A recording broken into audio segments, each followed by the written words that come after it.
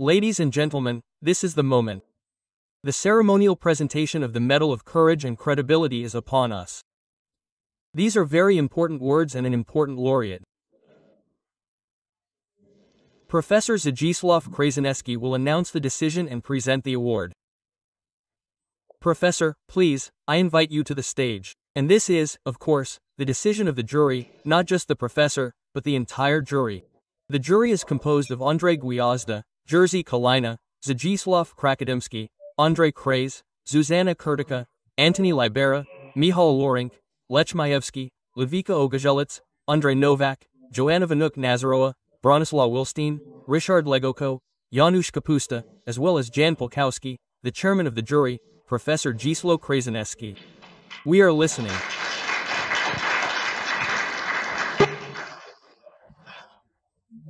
As you probably know, we award this Medal of Courage and Credibility to individuals who, while working abroad, these may be Poles living and working abroad or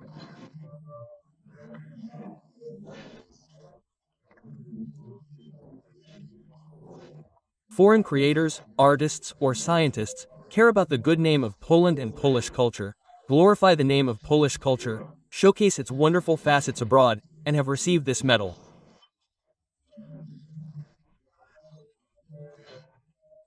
Well, various, very well-known, distinguished individuals have received it, including Professor Eva Thompson, a professor at Rice University in Texas, of Polish descent but an American scholar. Roger Scruton, well, many. Most recently, Dr. Professor Engels, who, David Engels, lived in Poland for many years, has now returned to Brussels, but has also done much to ensure that our political, Polish, and cultural situation is known worldwide.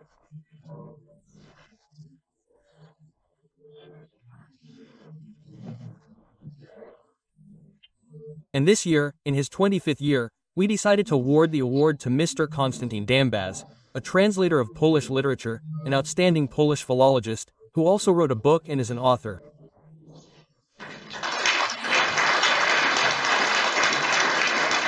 A righteous and just author. And we would like to present him with this medal, a medal for courage and credibility in artistic and scientific endeavors, and thank him for his work. Professor.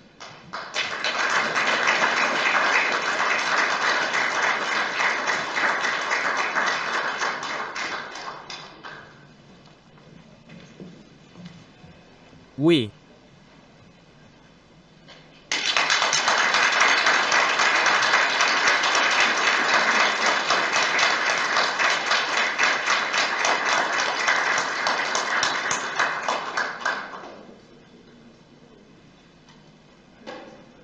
would like to ask for a laudation. We would like Mr. Jaworski, who is the director of the Book Institute, to deliver the laudation in honor of our laureate. You're welcome.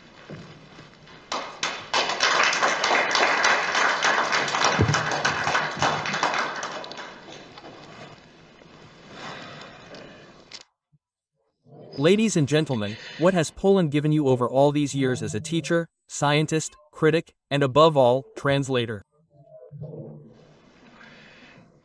A few days ago, I asked Professor Constantin Geambaşu. He answered without hesitation. Thanks to Polish literature and Polish culture, I have become a lucky man, for what else can you call a man for whom the Polish language has opened a window to Europe, given him a profession that is my passion and mission, through which I have learned and continue to learn about what is universal and common in the world. And most importantly, Poland has never disappointed me, and it has always appreciated me. What more can I add, ladies and gentlemen, besides applause or a sigh of relief? Let's ask the opposite question. What has Professor Konstantinas, winner of the 2025 Courage and Credibility Medal, given and continues to give to Poland? He was born 77 years ago. His grandfather was a peasant, but in 1962 he lost his beautiful farm during the Romanian agricultural collectivization process. From then on, his family's history followed a worker's path. This period, however, lasting over a decade, forever tied him to the traditions of the countryside, the beauty of the Romanian meadows, and the pastis of the forests of the Argas River, a left tributary of the Danube.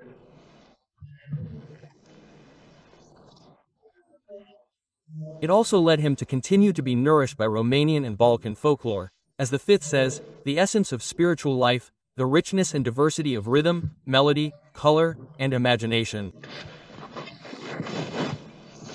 He admires and listens to the music of Georges Fur.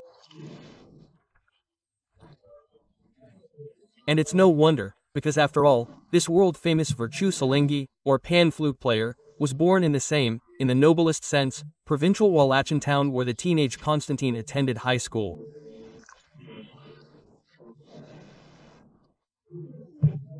At the University of Bucharest, he chose Slavic philology with a major in Polish and Romanian, a decision his high school Russian teacher encouraged him to make.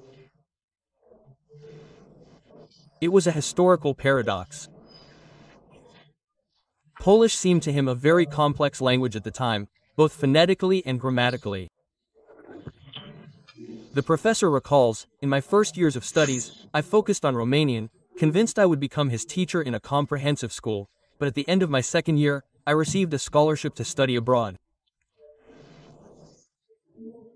It was 1968, a remarkable year, partly because of Nicolae Ceausescu's famous speech against the Soviet Union's invasion of Czechoslovakia. Quote,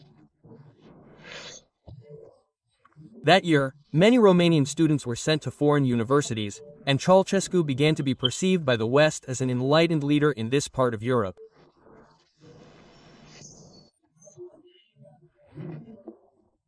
He arrived in Warsaw almost exactly 57 years ago, on October 14, 1968, in his third year of Polish philology, and to facilitate faster integration and acclimatization, he was placed in a room with a student from an Arab country. Fortunately, he soon moved in with Poles. He remembers his Warsaw studies with particular fondness, and one of his classmates was Professor Krzysztof Dybczyk, a now eminent scholar, historian, and critic of Polish literature. The atmosphere in the university environment at that time, following the March events, was still tense.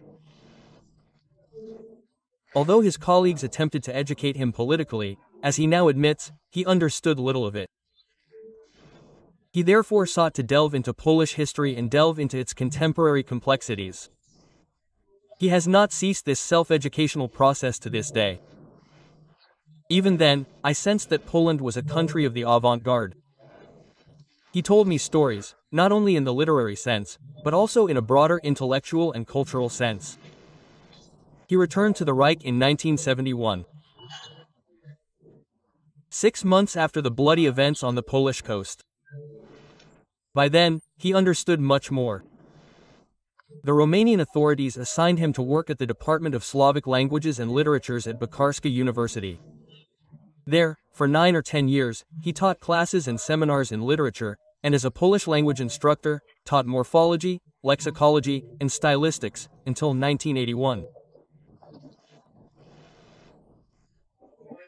This period was a time of shaping his philological skills, developing his undoubted interpretive talent, social and pedagogical competences, and accumulating knowledge.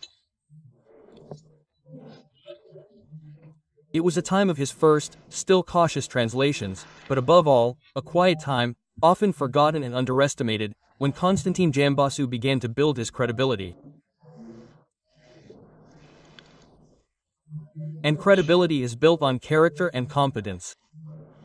Character is integrity and intentions. Competence is the skill and result of action. In a dozen or so years, this humbly accumulated capital will become one of the foundations of Professor Geambaşu's credibility as a translator and his coherent, witnessing personality. Meanwhile, the Romanian spring is drawing to a close, and the building of Nicolae Ceausescu's personality cult is beginning. The window to Poland's side is closing ever closer, especially since solidarity erupted in our country in 1980. A year earlier, in 1979, Constantin Geambaşu joined the Romanian Communist Party. A few days ago, he told me, in Poland, the Communist Party courted intellectuals and creators. It persuaded, cajoled, and enticed some to join. Some did so and had an easier career path, others didn't and struggled. Quote, in Romania, it was the opposite. Intellectuals themselves sought this, because in the ever-increasing terror, operating in their field without a party stamp was impossible. He wanted to go to work in Poland, but after the imposition of martial law, the window slammed shut for good. However, he left Romania for the Bulgarian capital, Sofia, where he worked as a Romanian language instructor at the university until 1989. Despite the prevailing censorship and ideological indoctrination, life was easier for him there than in his native Romania. Easier also for purely existential reasons. The spring of freedom arrived in Romania much belatedly and with exceptional drama. On Christmas Day, December 25, 1989, Nico Ceausescu and his wife were executed by firing squad. Constantin Geambașu returned to the University of Bucharest in 1990. A year earlier, at the age of 41, he had defended his doctorate with a thesis entitled, The Works of Maria Dabrowska in a Comparative Context. In it, he focused on comparative studies, emphasizing issues of literary reception. His academic career began to gather momentum. In 2003, he was awarded the title of professor. During this time, he worked as a Romanian language instructor at Jagiellonian University. A year later, he became director of the Institute of Slavic Languages and Literatures at the University of Bucharest. As he himself describes, this was his most dynamic and fruitful period of activity, the pinnacle of his academic career. He retired in 2016, but did not completely abandon his teaching and intellectual activities.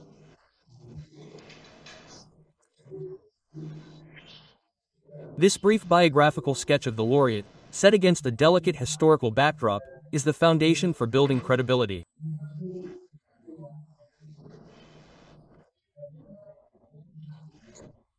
When in 2016, as the then director of the Book Institute, I presented him with the Transatlantic Award, the most important award for translators of Polish literature and promoters of Polish culture, at the Maju College of the Jagiellonian University, Professor Geambașu said, personally, I consider myself first and foremost a lecturer, a Polish philologist who has taught various subjects, from practical exercises and exercises in literature, through lectures on lexicology, stylistics, and verb aspect, to lectures on culture, literature, and the magic of translation theory.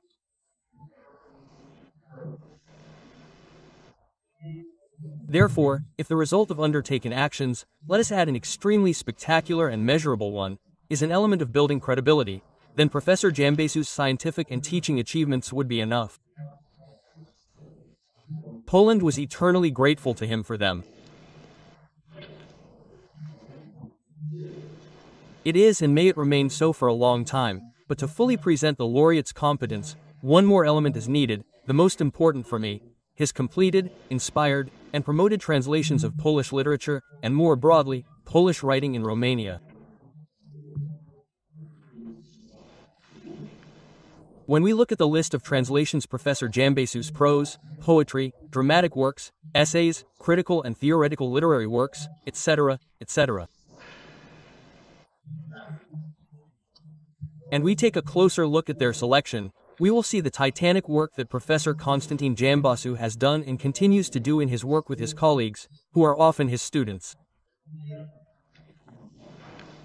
Several hundred items from Kochanowski, Mickiewicz, Slowacki, Norwid, Krasinski, Wyspiański, Lesmian and Łakowiczała, Raymond, Pomakowicz, Lem, Gabrovich, Markovich, Rosevich, Miłosz, Herbert, Szymborska, Watt, Stepowski, Tokarczyk, Zagajski, Kranicki, Baranczak, Stasiak, Polkowski, Legoka, Wilstein, Krasnodębski, Kolakowski, Tatarkiewicz, Worzbicki, Zarinow, Wasztyla, etc. Ladies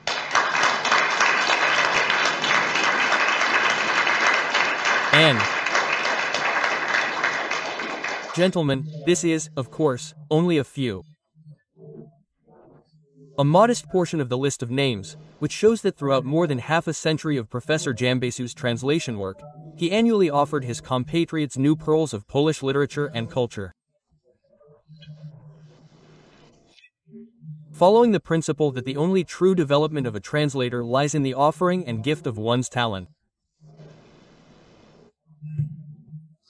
And since goodness grows with giving, the number and quality of translations increased, reaching unprecedented heights.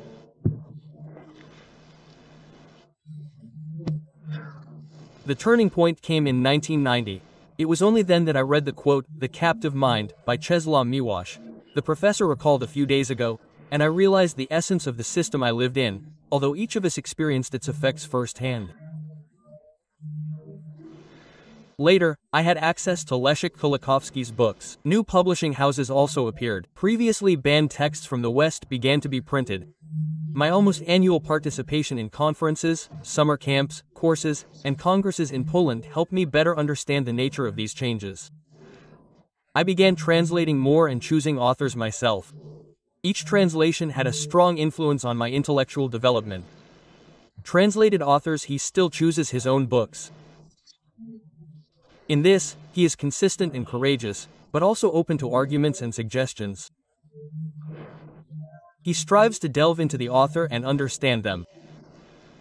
He has become friends with many of those he has translated, and he continues to learn from many.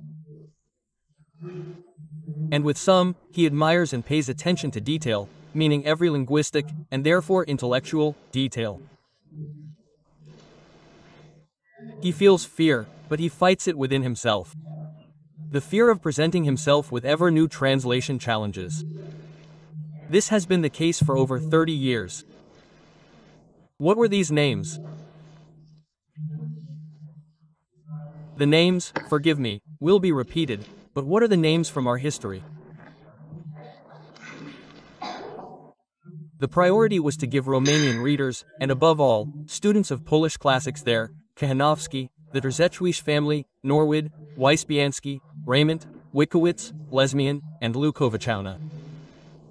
Then there was the translation of those who, alongside the classics, have entered the canon of world literature: Lem, Gabrovich, Mrożek, Watt, Stepowski, Kolakowski, showcasing the uniqueness of Polish poetry. Herbert, Szymborska, Rozewicz, Polkowski, Zagajewski, Father Twardowski, Kranicki, Baranczak, Hartwia, Keller, Kornhauser, Karasek, Jarnowicz, Dąbrowski. Finally, introducing Romanians to new publishers. In Free Poland, including authors like Kaczak, Stasiak, Tokarczuk, Mysłowski, and Quinn's books. A separate task and a great adventure for Constantin Geambaşu was his encounter with Czesław Miłosz, both literary and personal.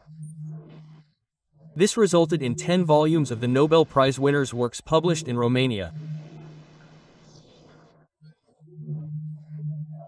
A particular challenge, however, was translating and publishing those works whose authors the leftist mainstream deemed unworthy, meaning those stigmatized as right-wing or conservative.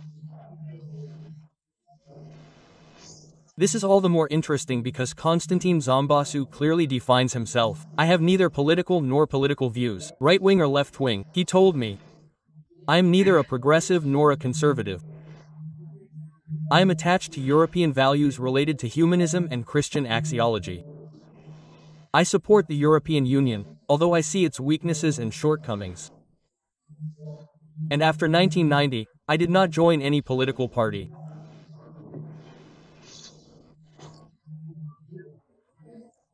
The mainstream Coryphaeuses could still forgive John Paul II, but they already pursed their lips and shook their heads in disapproval when, especially after 2016, Romanian bookstores offered Ryszard Legoka's Triumph of the Common Man, or Bronislaw Wilstein's essay, The Polish Soul, The Valley of Nothingness. Imperfect tense.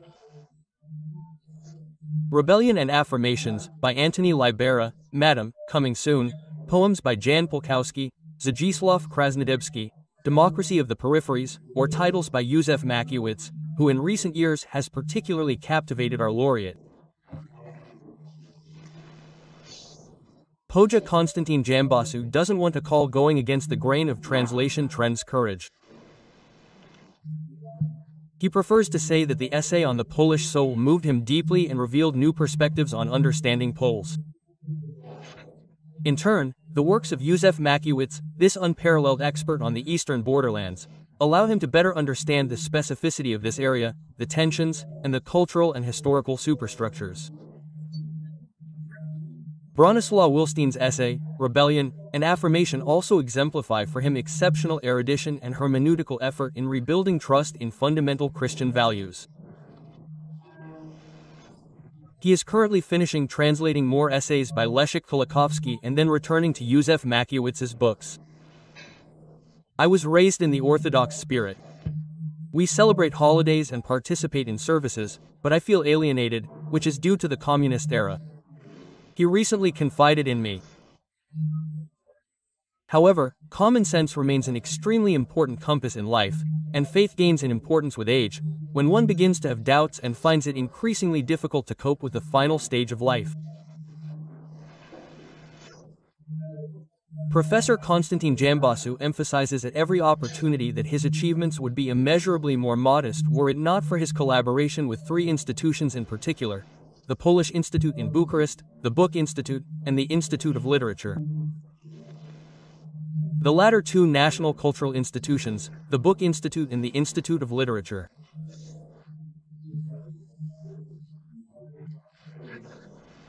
Unfortunately, as they remembered, in 2024, they were merged into a single entity by a lieutenant colonel, a minister, the infamous great-grandson of the brilliant Henryk Sienkiewicz, and thus Professor Józef Ruscher, who headed these institutions, and my humble self.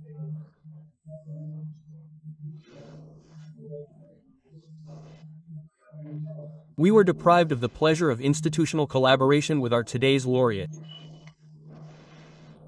At the beginning of this humble laudation, I quoted Professor Geambaşu's words. I have never been disappointed in Poland, and it has always appreciated me. Yes, Poland has not spared him grants, awards, medals, distinctions, titles. One need only mention the Polonicum Award of the University of Warsaw for outstanding achievements in promoting the Polish language and Polish culture abroad, the 2013 year of the Book Institute's transatlantic journey for outstanding achievements. Contribution to the promotion of Polish literature in the world in 2016, the Bronze Gloria Artist Medal from the Minister of Culture and National Heritage in 2022, the title of Doctor Honoris Składowska of the Jagiellonian University in 2022, and the Knight's Cross of the Order of the Republic of Poland in 2023. Dear ladies and gentlemen, it is rare to meet people today who say with such conviction that Poland has never disappointed them. And how many foreigners have we met like that?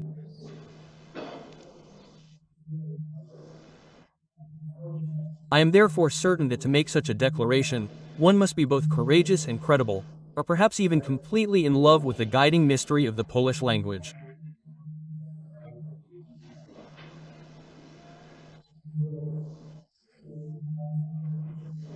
Therefore, in 2025, the medal with these two virtues engraved on it went to Professor Constantin Geambaşu.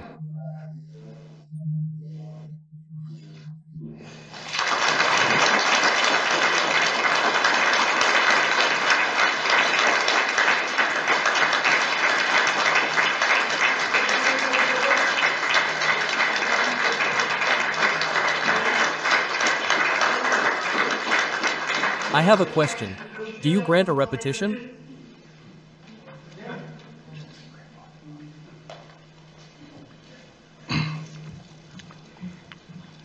Thank you very much. First of all, to the chapter of the Congress, Professor Krasnodębski. I am very grateful for the laudation, the beautiful laudation. To the former director of the Book Institute, with whom I had excellent cooperation.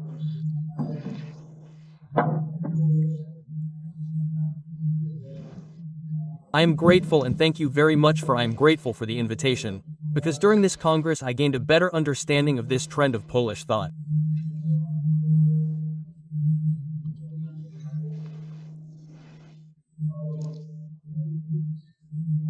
The discussions, deliberations, conclusions, and intellectual discipline are truly exemplary. And I will return to Poland with a richer experience of thought and ideology.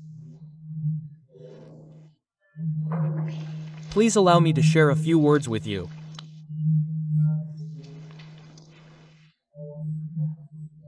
About the breakthrough moments of Polish-Romanian culture, one could even call it Central European culture.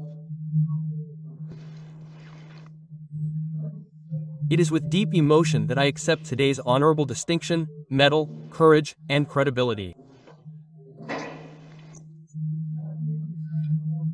I do not treat it as a mere personal gesture of recognition, but above all as a symbol of the spiritual bond that has linked Poland and Romania for centuries.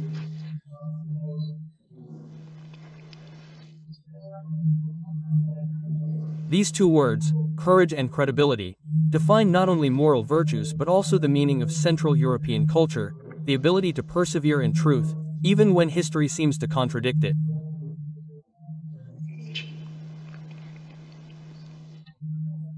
The relationship between Poland and Romania has its roots deeper than is commonly believed. They do not begin in the era of modern national ideas, but in the Renaissance. At a time when culture was the common language of European Europe, and the spirit of humanism transcended political boundaries. It is precisely in this context, the work of Jan Kochanowski, a humanist poet, is of particular significance.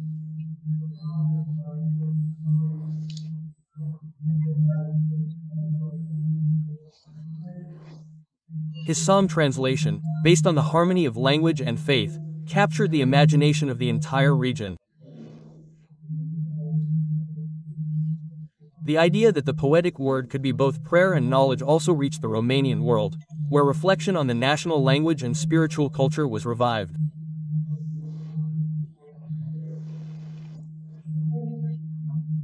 It is no coincidence that Metropolitan Dositheus, one of the most important creators of ancient Romanian literature, created the Bursar Psalm, also in verse, in the 10th century. This work, inspired by Polish translations and the humanist idea of the beauty of words, among others, opened a new chapter in the spiritual history of the Romanian language.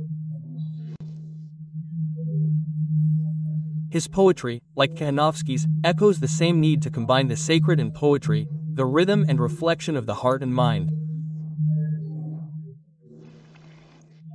Thus, the first spiritual bridge between Poland and Armenia was born. A bridge built of words, faith, and the music of language. In the Baroque era, this encounter takes on new forms. The figure of Miron Costin appears, one of the most outstanding chroniclers and poets of 10th century Romania, who spent most of his youth in the Polish-Lithuanian Commonwealth.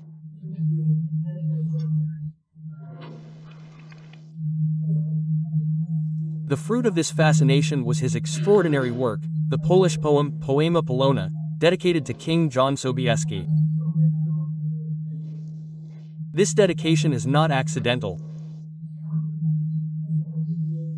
He saw King John Sobieski not only as a great leader, but also as a defender of Christianity and a model ruler fighting the Ottoman threat, which was also important for Moldavia. In his Polish poem, Miron Costin pursues several goals. He extols the Latin origins and dignity of the Romanian nation. He strives to draw the attention of the European monarch to the Moldavian cause, and also strives to shine intellectually by creating a work in Latin, the language of the cultural elites of the era.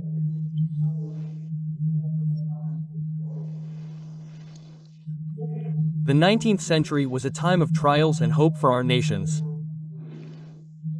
Poland was divided by partitions, and Romania was still searching for its own. Identities recognized themselves as a community of fate. It was then that the myth of Poland was born as the conscience of Europe, a nation that not only fought for its own freedom but also became an advocate for the freedom of others. After the collapse of the November and January uprisings, hundreds of Polish refugees found refuge in Moldavia and Wallachia. Bucharest, Iasi, and Czernowtsi became a space of refuge and friendship. Polish teachers, doctors, and artists brought the experience of spiritual independence to Romanian life. Their presence had not only political but also symbolic significance. It reminded us that even in captivity, one could remain a free person.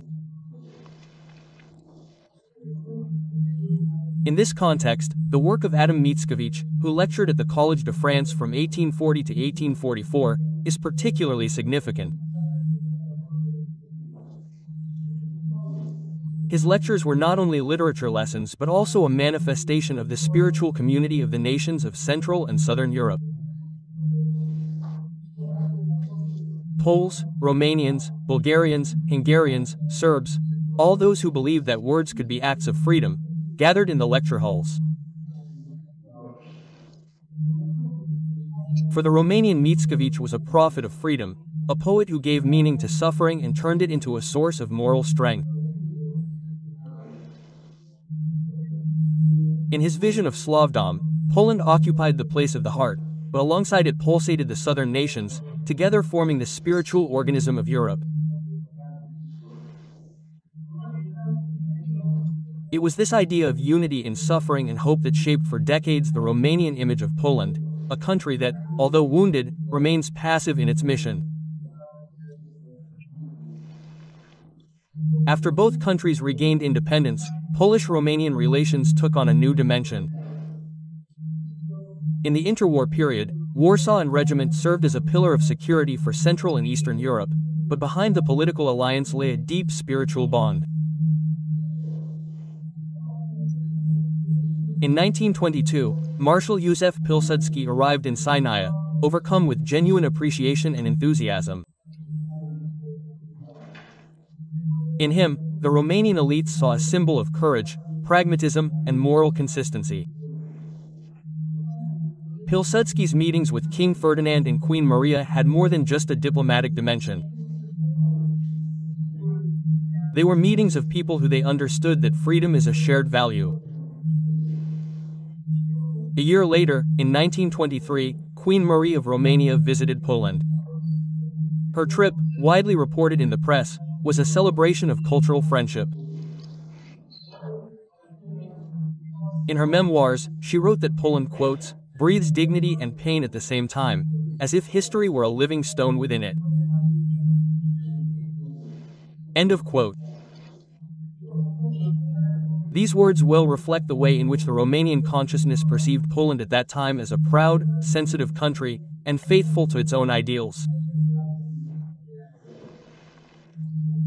In the 1930s, cultural cooperation between the two countries gained momentum. Polish literature was translated, exhibitions and concerts were organized, and Polish universities accepted Romanian students. It was a time of mutual trust, in which the image of Polish Romania gained a modern and European dimension. This spirit of solidarity endured its most frequent test in 1939. After the German and Soviet aggression against Poland, thousands of Poles crossed the Romanian border seeking refuge. Within a short time, Romania accepted approximately 100,000 refugees, soldiers, officers, artists, clergy, civilians. Despite political pressure and a difficult situation, the Romanian government acted with dignity. Poles found in Romania not only shelter but also friendship and understanding. Internment camps were established, but also schools, choirs, and magazines. Spiritual and academic life flourished in Iasi, Bucharest, and Czernowtsi. It was then that true brotherhood in suffering was born. A shared fate that endured in the memories of both nations.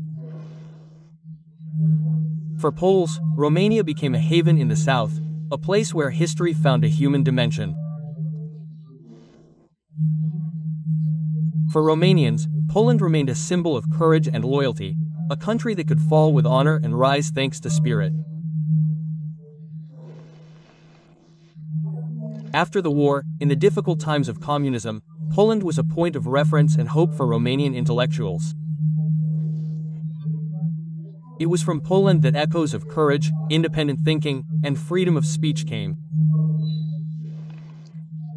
In the 1980s, the phenomenon of solidarity became a symbol of moral rebirth in Romania.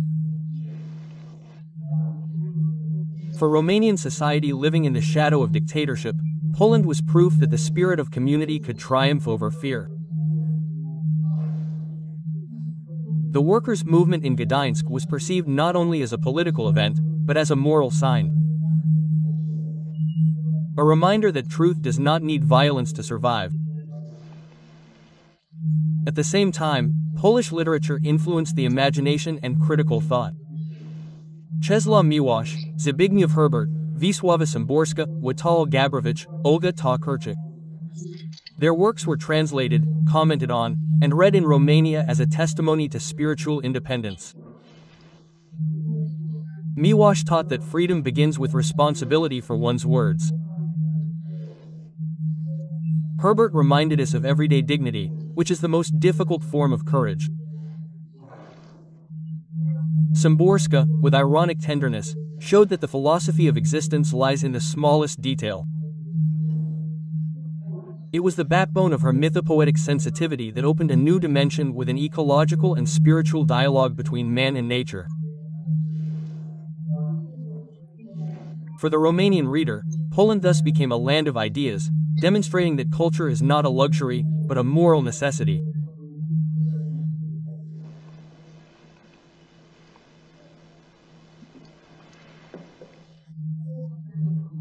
At the end of this long chain of events stands a figure who, in a special way, united Polish and Romanian spirituality.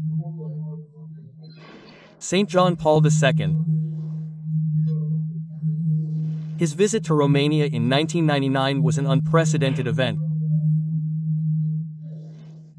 For the first time in history, a pope visited a country with an Orthodox majority. This gesture had a significance far beyond religious boundaries. It became a manifestation of a new humanism based on dialogue and respect for diversity. The words spoken by the Holy Father in Bucharest, I quote, "Unity does not mean uniformity, but harmony in diversity."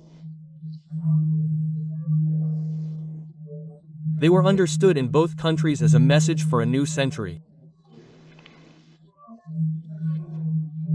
In Poland, they were perceived as a continuation of his long-standing mission to reconcile the East and the West in Romania, as recognition of the spiritual potential of a country that was able to maintain faith despite the trials of history. The visit of John Paul II was more than a diplomatic event. It was a moment of epiphany of the community. The Pope, a son of the Polish land, spoke in a language that combined rationality and mysticism, tradition and modernity. He spoke about the need for a common witness of faith and culture, about the courage of forgiveness, about the credibility of the Spirit. It was then that the words unitate, unitate, echoing through the crowds, became a symbol of brotherhood between our nations. Today, when we look at the future hopes of our countries in the context of Central Europe, we see not only a geographical community, but above all a spiritual one. Poland and Romania are two pillars of a region that for centuries experienced division between great powers, and yet did not lose its identity. Central Europe, this other West, is a space of memory and conscience. It is here that culture has become a form of survival, and words are refuge for freedom. Poles and Romanians, though speaking different languages, understand each other in the language of values, truth, courage, loyalty, and solidarity. Therefore, the image of Poland in Romanian culture is not just a reflection, but a living dialogue. Poland appears as a country that combines tradition and modernity, religion and reason, heroism and humility. Romania, in turn, is a partner in the same spiritual conversation about Europe, its past and future. When Czesław Miłosz wrote that a world without values is a world without memory, he touched on the essence of what unites our nations. Memory and value are like the two pillars of the bridge on which Poles and Romanians meet.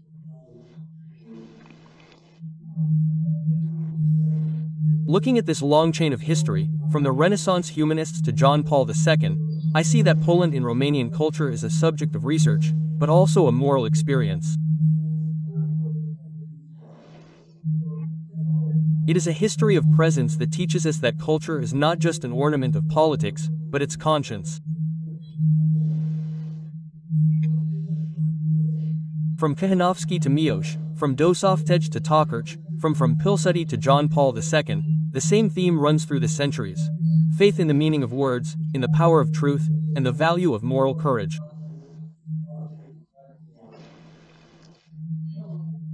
It is these values that make Poland a point of reference and a source of inspiration for Romania. As I accept the Medal of Courage and Credibility today, I believe that these two words describe not only the Polish ethos but also the relationship that unites our nations. Courage is the ability to speak the truth despite the circumstances. Credibility is fidelity to that truth in daily action. Together, they form the moral foundation of our community. Therefore, let today's meeting in Warsaw be not only a celebration of remembrance but also a call to dialogue, to build a future based on culture and trust. Let the word that unites Poland and Romania remain a bridge across borders, across history, and across time. As Miłosz wrote, and I quote, "Our land is common, but our hearts are separate." Therefore, we need a word that will reconcile us. Quote. So let this word, the word of truth, courage, and credibility, continue to mark the path of friendship between our nations. Thank you for your attention.